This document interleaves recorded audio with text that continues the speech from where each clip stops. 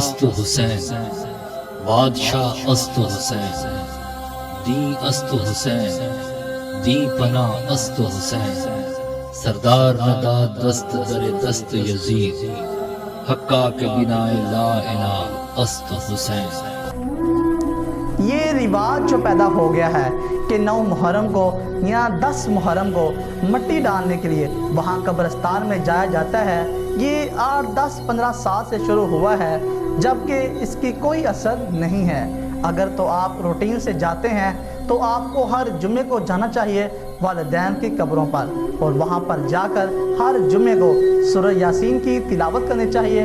تو سال کے بعد 9 محرم کو یا 10 محرم کو جانا، البتہ یہ صرف اس دور کی ایجاد ہے، یہ کوئی مسنون نہیں ہے اور نہ ہی کوئی سنت ہے۔